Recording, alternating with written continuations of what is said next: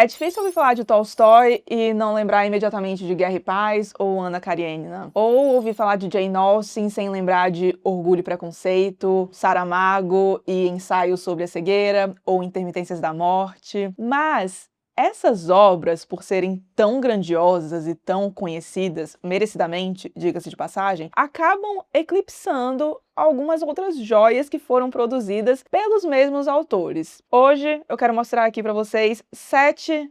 Bom, na verdade são 8, eu acabei de perceber. Tem 2 de um mesmo autor, mas vamos fingir que não, porque eu gosto do número 7. 7 livros não tão conhecidos assim, mas de autores que são muito conhecidos. 7 livros não tão conhecidos de autores muito famosos, bora colocar assim. Bom, comecei falando de Lev Tolstói, né? Então, vamos começar por ele mesmo. E eu carrego uma bandeira, que é: justiça seja feita à felicidade conjugal. Seguinte, Tolstói, então, é muito conhecido pelos seus calhamaços, Guerra e Paz, Ana Karenina, aqueles livros enormes. A gente tem resenha, aliás, pra Ana Karenina. Não só resenha, a gente tem uma playlist de leitura conjunta aqui, gratuita no YouTube, tá? Muita gente usa até hoje, eu fico muito feliz. Então, links aqui e também na descrição pra vocês, mais foco Paloma. Enfim, mais conhecido por esses calhamaços, mas ele escreveu muitas novelas, livrinhos menores, e entre as novelas, a mais famosa é A Morte de Ivan Ilitch, que eu amo. A gente também tem resenha aqui, mas não tem jeito, a minha favorita é Felicidade Conjugal. Foi a primeira novela do Tolstói que eu li e eu fiquei encantada. Gente, como é que isso aqui foi escrito por um homem, meu Deus? Porque este livro é narrado por uma mulher que a gente conhece bem jovenzinha, o nome dela é Mária, ou Matya, os russos e seus 1000 apelidos, e a gente vai ver essa personagem se apaixonando pela primeira vez. Ela acaba de perder os seus pais e ela tem uma posição mais privilegiada dentro da sociedade, então vem um tutor que irá cuidar dos negócios da família. Esse tutor era amigo da família e ela tá aguardando a chegada dele, e eis que ele chega. É um homem que tem quase o dobro da idade dela, e ela acaba se apaixonando por ele. Mas aí, por que eu fiquei, né? Putz,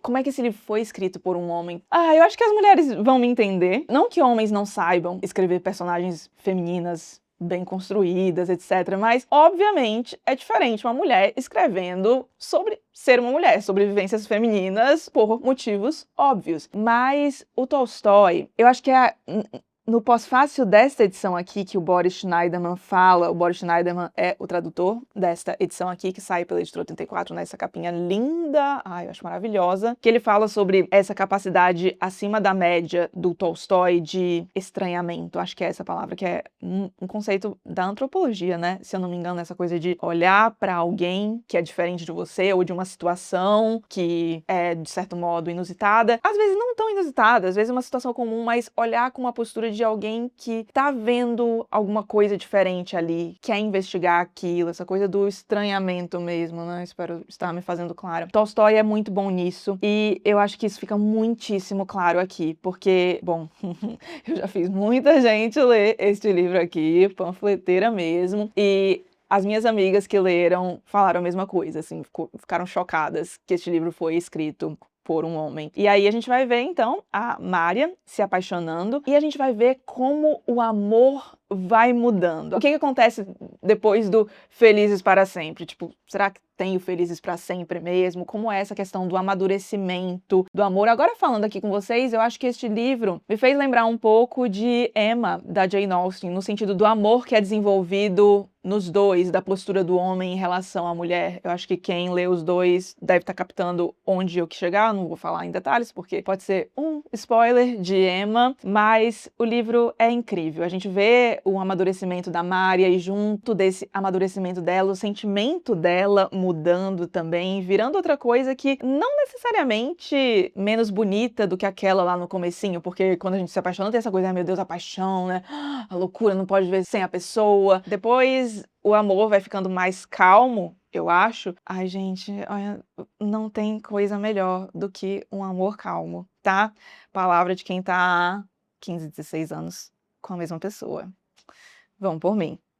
Livro incrível. E tem um outro aqui no meu colo que possui as 4 novelas de Tolstói. Então a gente tem Felicidade Conjugal, A Morte de Ivan Ilitch, Sonata Kreutzer e Padre Cieg. Aqui só falta a Radimurá, mas a gente já tem resenhadas todas essas novelas aqui, e eu trouxe aqui só para você saber que tem essa possibilidade. Se você já leu alguma coisa de Tolstói, já gostou e acho que quer entrar de cabeça na obra dele, acho que vale a pena pegar esta edição aqui. Eu fico com as duas porque, bom, eu amo essa novela e porque eu gosto do texto do Boris Schneiderman. Aqui a gente tem textos também complementares, mas de autoria do maravilhoso Rubens Figueiredo, que baita tradutor, assim como o Boris. Então, fica a dica e as resenhas estão aqui na descrição. Saindo da ficção para não ficção e para um livrinho que muito me impressionou. Aquele clássico tamanho não é documento, e aqui falo de Por que Escrevo, do George Orwell, que ficou muito famoso por 1984 e A Revolução dos Bichos, 1984, já resenhado aqui. Vou deixar o link aqui em cima para vocês e também na descrição. Pois bem, essa é uma série, se eu não me engano, tem vários escritores que fizeram textos do tipo Por que Escrevo, e eu comprei este livro principalmente por um ensaio chamado Política e a Língua Inglesa. Se eu não me engano, eu peguei este livro para ler na mesma época, mais ou menos, em que eu reli o 1984. Eu tinha lido 1984 pela primeira vez, sei lá, eu tinha o quê? 11, 12 anos, uma coisa assim. E aí reli há uns 4, 5 anos e ficou muito claro para mim que 1974 é, acima de tudo, um livro sobre linguagem. Assistam a minha resenha, caso vocês tenham interesse. Modéstia à parte, foi uma das resenhas que eu mais gostei de fazer aqui no canal. E pesquisando, eu fiquei sabendo deste ensaio, onde ele falava sobre como a língua é utilizada dentro da política, em construção de imaginário. Muito do que a gente vê, inclusive, lá em 1974, da questão da nova fala ou nova língua, depende aí da tradução, de que a eliminação de boa parte do vocabulário, então é meio que só o sim e o não, o muito ou o pouco, as gradações meio que somem. E aí fiquei muito interessada para ler o ensaio. O ensaio é incrível, mas aqui a gente tem 4 ensaios, que são Além do Política e a Língua Inglesa, Por que Escrevo, o que dá título ao livro, Livros versus Cigarros e O Leão e o Unicórnio, o Socialismo e o Gênio em Inglês. E a galera de casa sabe que em todo sumário de qualquer coletânea, coisas do tipo, eu marco estrelinhas nos meus textos favoritos. Os 3 primeiros textos estão marcados com estrelinhas aqui, porque são textos maravilhosos. Bom, o Por que Escrevo, eu acho que é autoexplicativo, mas basicamente ele vai falar como ele descobriu que ele deveria ser escritor, e isso já desde pequeno, e qual que foi o percurso dele até escrever esses livros pelos quais ele é mais conhecido nos dias de hoje. E é muito interessante ver a visão de escritores sobre literatura, especialmente, porque no caso do Orwell fica muito claro que ele queria escrever literatura para passar alguma coisa, para passar uma mensagem específica. Ele viveu algumas situações, ele participou de guerras, enfim, ele viveu na pobreza também. Ele tem, inclusive, uma coletânea que fala sobre isso, acho que é Como Vivem os Pobres e Outros Ensaios. Aliás, só aqui em casa eu tenho até...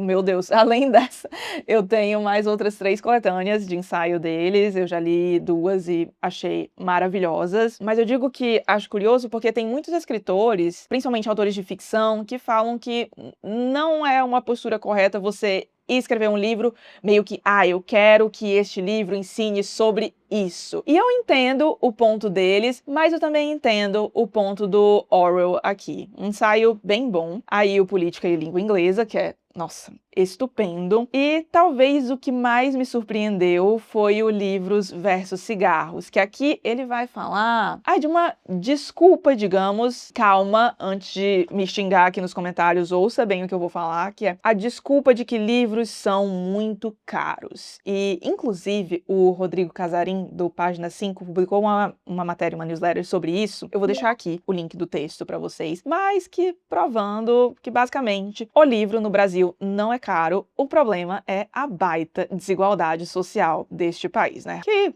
além desse, é a raiz de muitos de outros dos nossos problemas. E aqui o que ele vai pegar é basicamente um recorte, obviamente, da sociedade, pra mostrar que tem uma galera que fala, não, a gente não tem dinheiro pra comprar livro, o que é isso? E isso, bom, nesse caso é um exemplo meu, porque eu sempre ouvia, né, no trabalho, quando eu trabalhava presencialmente, sempre tinha um livro diferente em cima da minha mesa, e aí as pessoas falavam, era o clássico, ai, nossa, eu queria tanto ter tempo pra ler, e aí eu ficava lá com a cara cara, né? Tipo, muito obrigada por ter me chamado de desocupada indiretamente. Bom, eu sabia que não era o caso. Ou, ai, queria ler mais, mas livro é caro, né? E aí a pessoa, quinta-feira, ia pro bar e gastava uma nota, mas o livro era caro demais. Então, essas desculpas que algumas pessoas que têm o poder para comprar livros dão para justificar o fato de elas não lerem. Então, ele vai fazer um ensaio inteiro sobre isso, com dados, obviamente, da época, mas eu acho que dá para captar muito bem o espírito para os dias de hoje. E, bom, há uma resenha deste livro aqui, e eu falo bem mais sobre este ensaio, então link aqui para vocês. E o último ensaio é o de que menos gosto, pra ser honesta. Eu achei bem prolixo e, infelizmente, é o que ocupa a maior parte da coletânea. Sim, vale a leitura, mas eu fiquei cansada, mas os 3 primeiros ensaios valem muito a pena. Se você é fã do Orwell e ainda não leu isso aqui, pelo amor de Deus, apenas leia. E agora indo para literatura brasileira. Seguinte, este não é um livro... Oh, meu Deus, que descoberta, que tesouro escondido. Não, mas é que esta autora tem um livro tão famoso, de novo, merecidamente, um livro chamado O 15. Sim, falo de minha conterrânea Raquel de Queiroz. Então, a Raquel é muito famosa por O 15, que foi o primeiro romance dela, e você lê aquilo e fica, meu Deus do céu, como que isso é o primeiro romance de alguém, né? Escreveu tão nova, Jesus, Deus realmente tem os seus favoritos. Também temos resenha para O 15 aqui no canal, e também temos resenha para este aqui, que é o Memorial de Maria Moura, que... eu entendo a magnitude de O 15, mas Memorial de Maria Moura é o livro da Raquel que tem o meu coração. Eu amei isso aqui. Se você tá procurando um daqueles livros de devorar, sabe, que você começa a ler e não consegue mais parar, você achou. É este aqui. Nossa, as páginas voaram aqui, livro delicinha. E o que que a gente tem neste livro? Maria Moura é, no começo, uma jovenzinha que vive no sertão nordestino, um ambiente de muita privação, etc. Mas ela tem uma situação econômica boa. E aí, o que que acontece? A mãe dela morre em circunstâncias um tanto quanto suspeitas e ela fica bastante desconfiada do papel de uma certa pessoa no meio de tudo isso, e ela acaba se vendo rodeada pelos primos que querem pegar ali as propriedades, querem casar com ela, e a Maria Moura não quer ser vítima de tudo aquilo. Ela viu o que aconteceu com a mãe dela nessa sociedade patriarcal e pensa que com ela vai ser diferente. Então, ela basicamente vai embora e inventa uma nova vida para ela. E este livro tem a narração da Maria Moura, mas tem também principalmente a narração de 2 outros personagens. Eu gosto muito dessa coisa polifônica de ter várias vozes. Eu gosto de livros com vários narradores quando a coisa é bem feita, e é o caso aqui. Então a gente consegue ver o íntimo de vários personagens. Eu adoro a narração do Beato Romano, que é outro que tem uma história muitíssimo interessante. E, de novo, é desse livro que você não consegue parar de ler, você fica querendo saber o que vai acontecer. Até porque tem essa coisa, como tem várias vozes, tem alguns enigmas de certos narradores que acabam sendo resolvidos através da narração de outros, sabe? Nossa, é incrível. E eu lembro de ter visto, quando eu estava lendo o livro, eu fiz algumas pesquisas sobre como este é visto por muitos estudiosos como sendo a obra mais bem acabada, mais madura da Raquel de Queiroz, e bom, foi o último livro escrito por ela mesma, e olha, ela fechou com chave de ouro, na minha opinião. Que livro, se você não leu, não querendo colocar uma ansiedade aí, mas você deveria, eu acho. Já quando o assunto é Paul Auster, a gente ouve muito falar da trilogia de Nova York, livro que eu reli no ano passado, foi releitura no meu clube do livro e amei reler. Eu adoro a trilogia de Nova York, entendo o porquê de ser o livro mais conhecido do Paul Auster mesmo, mas o meu coração é de outro também, e este outro é o 4321, que vai ser leitura conjunta no próximo mês, a gente vai ser junho e julho do meu Clube do Livro. Tem informações aqui sobre o Clube do Livro na descrição. E tô bem empolgada pra ler com a galera do clubinho, porque muita gente pediu a leitura disso aqui. Basicamente, um dos membros do clubinho, o Cláudio, leu no fim do ano, ficou apaixonado, falou que apoiava a leitura conjunta, etc. E aí, o pessoal se envolveu, acabou rolando. E bom, quem sou eu pra não endossar, porque eu gosto bastante desse livro. Eu queria muito fazer vídeo sobre ele aqui no canal, porque, bom, eu lembro da época que eu li, eu não tinha canal ainda, e eu lembro que eu não tinha achado vídeo de gente falando sobre isso aqui. Aí eu pensei, né, depois quando eu tinha canal, passei a ter o canal, eu fiquei pensando, putz, eu devia fazer um vídeo do 4321, mas eu não gosto de fazer vídeo quando a leitura já passou um tempo, sabe? Eu gosto de fazer com a coisa mais fresca mesmo. E agora teremos esta chance com a releitura. O que acontece aqui? O 4321 do título faz alusão a 4 possibilidades de vidas diferentes para uma mesma pessoa. A gente tem este protagonista aqui chamado Art Ferguson e o Paul Auster aqui vai trabalhar com a ideia do e se. Então, a gente tem uma mesma base pro Art, então a família dele, o pai, a mãe, etc. Mas a partir de certos pontos da vida do Art, o Paul Auster vai fazendo bifurcações. Então, mas aqui ele optou por isso aqui. E aí a vida dele foi desse jeito. Mas e se isso aqui tivesse acontecido? É engraçado como as coisas se conectam, né? Quando a gente lê muita coisa, porque agora eu terminei um livro maravilhoso, chamado London Falling, do Patrick Radden Keefe. O livro não foi traduzido por aqui ainda, não sei se será, porque o Patrick fica meio que de escanteio aqui no Brasil, eu não sei muito bem o porquê. O único livro dele traduzido foi O Império da Dor, sendo que ele tem outro livro muito bombado lá fora, chamado Say Nothing, que eu acho que eu vou começar na sequência, inclusive, porque, gente, o Patrick é maravilhoso. Eu tava precisando dessas leituras mais, assim, envolventes, e o Patrick é o mestre disso. E, basicamente, este acaba sendo um livro que fala sobre possibilidades também. A gente tem a vida de um menino que se joga no rio Tamisa aos 19 anos e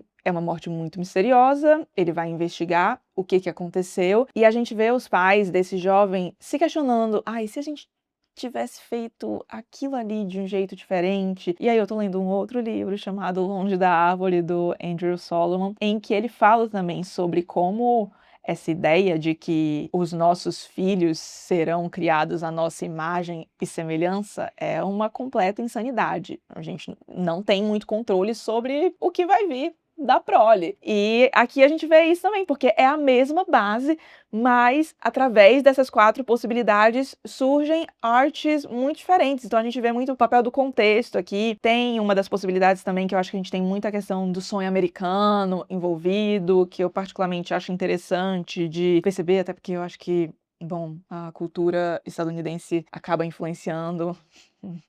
Infelizmente, eu acho. Abafa. É muito a cultura do nosso país. Então, livro interessantíssimo. Eu confesso que, para não ficar só rasgando seda aqui, eu acho o primeiro terço do livro mais forte que o resto. Mas, ainda assim, o resto é muito bom, tá? É porque o primeiro terço ali do livro eu fiquei, meu Deus do céu, isso aqui vai ser o livro da minha vida. E aí acabou não sendo o livro da minha vida, mas é um livro muito maravilhoso mesmo assim. E um livro que, aliás, tem uma citação muito maravilhosa de uma personagem que está falando de felicidade conjugal do Tolstói. Aqui, ó, durante a gravidez da mãe do Art, a gente tem um relato do que ela andava lendo, era uma baita de uma leitora, aparentemente. E aí, enfim, a gente tem a citação de alguns títulos aqui na página 32, mas aí vem: mas de todos os escritores que ela descobriu durante o seu confinamento, foi Tolstói que lhe disse mais. O demônio Tolstói, que compreendia tudo da vida, era o que lhe parecia. Tudo o que havia para saber sobre o coração humano e a mente humana. Pouco importava se o coração ou a mente fosse de um homem ou de uma mulher. E como era possível, ela se perguntava, que um homem soubesse o que Tolstói sabia sobre as mulheres? Não fazia nenhum sentido que um homem pudesse ser todos os homens e todas as mulheres. E assim ela percorreu a maior parte do que Tolstói havia escrito. Não só os grandes romances, Guerra e Paz, Ana Karenina e Ressurreição, mas as obras mais curtas também, as novelas e os contos, nenhum mais poderoso para ela do que Felicidade Conjugal, de 100 páginas. Eu amo este trechinho e eu amo este livro. Fica o convite, então, caso você queira participar, a gente vai começar no comecinho de junho. Mais informações aqui na descrição do vídeo. Voltando para a literatura brasileira, Érico Veríssimo é muito conhecido por sua saga O Tempo e o Vento, saga maravilhosa. Nossa Senhora, ai, que saudade eu tenho desses livros. São livros grandes, principalmente o terceiro, então eles te acompanham por um bom tempo. Eu lembro que eu terminei muito órfã. Aliás, tem registros das leituras aqui dos 3 livros, links aqui na descrição para vocês, mas eu acho que tem uma parte da obra do Veríssimo que fica meio escondidinha ali, e trata-se das memórias de Érico Veríssimo. Então aqui a gente tem os 2 primeiros volumes de uma obra que, na verdade, foi idealizada para ter 3 volumes, mas infelizmente o Veríssimo acaba falecendo em meio à redação do segundo volume. Então essa aqui acaba sendo uma obra incompleta, mas ele tinha rascunhado já o que ele pretendia com essa obra e também já revisado a primeira parte dela, então vale muito a pena a leitura ainda,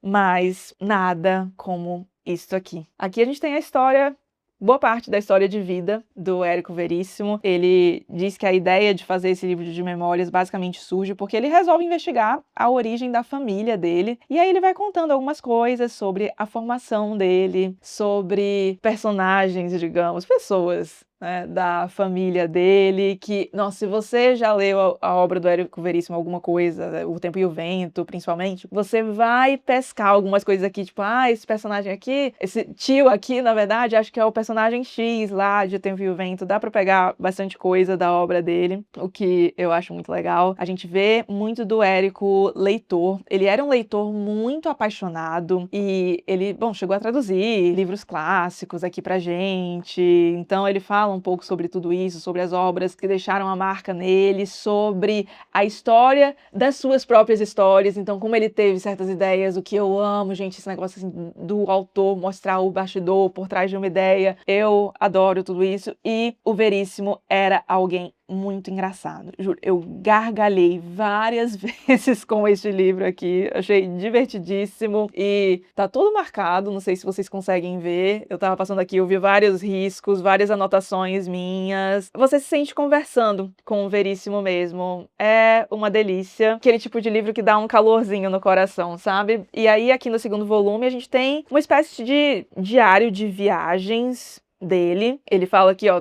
relembra as viagens mais marcantes de sua vida, Grécia, Portugal e Espanha, e assim, muito legal, principalmente a primeira parte, que foi uma parte mais acabada por ele mesmo, mas, eu queria saber da história de vida dele mesmo aqui, isso aqui é maravilhoso, recomendo muitíssimo a leitura, caso você já tenha lido algo do Veríssimo e tenha gostado. Eu digo isso basicamente porque ele vai fazer bastante alusão à obra dele aqui, principalmente personagens do Tempo e o Vento, então se você for pegar sem ter lido algo dele, pode ser que você fique meio... e aí? Em certos momentos. Mas, caso já tenha lido algo, eu recomendo muito, porque...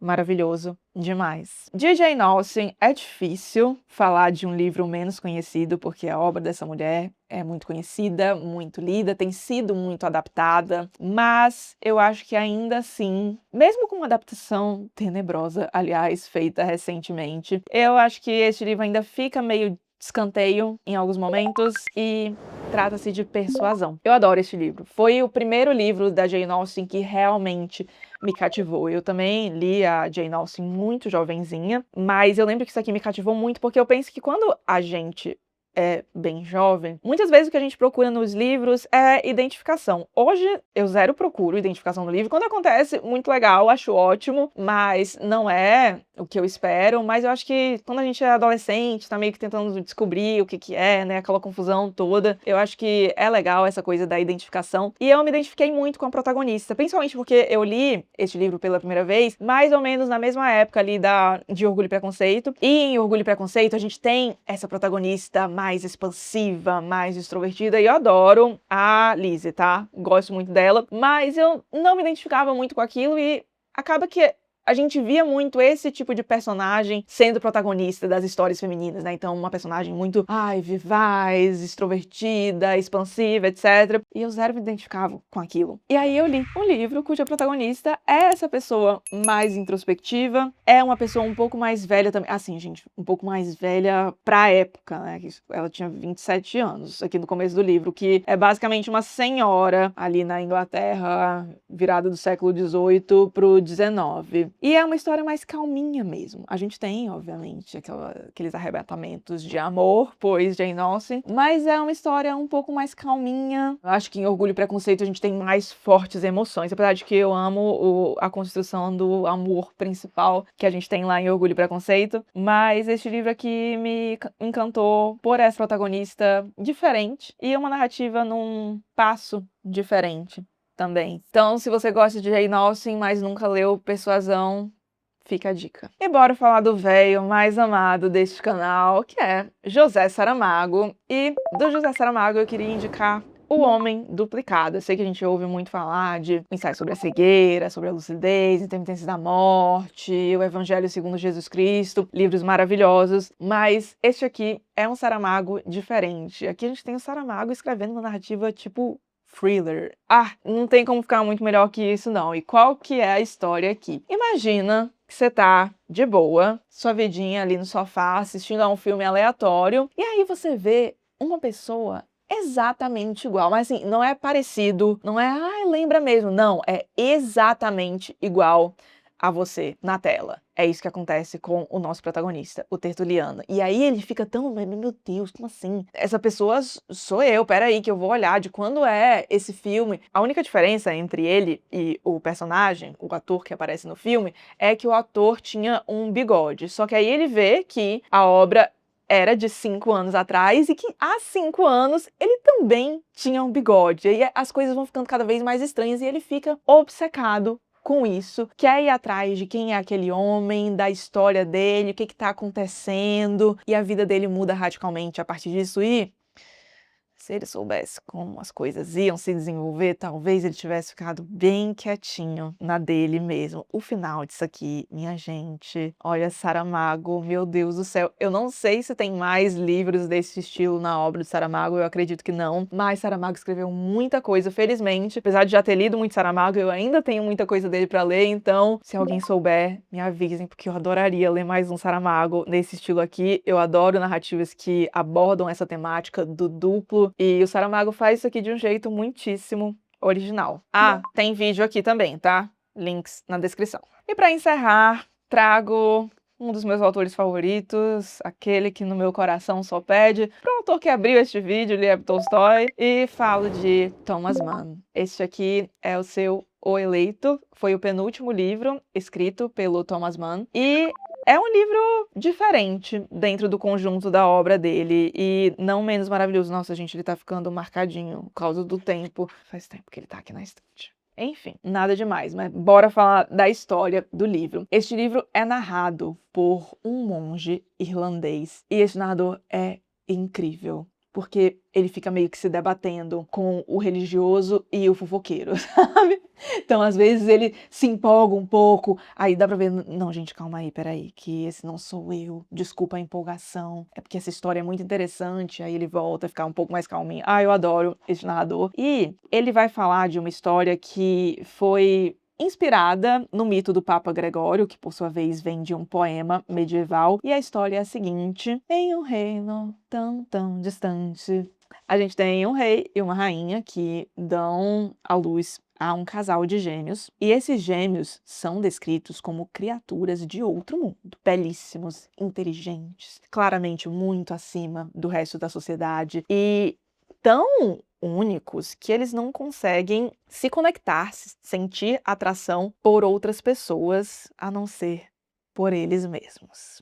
Pois é, pesado. E esses gêmeos acabam se envolvendo amorosamente, então até que a moça fica grávida e só aí eles se dão conta do que aconteceu. Tipo, meu Deus do céu, o que que a gente fez aqui? E aí, a partir disso, o moço, gente, eu lembro, é Sibila e Vi, não vou lembrar o nome do moço. Mas o moço vai embora, ele vai em busca de uma penitência, e esse bebê é meio que... as pessoas não sabem muito bem o que fazer com ele, deixam o destino resolver.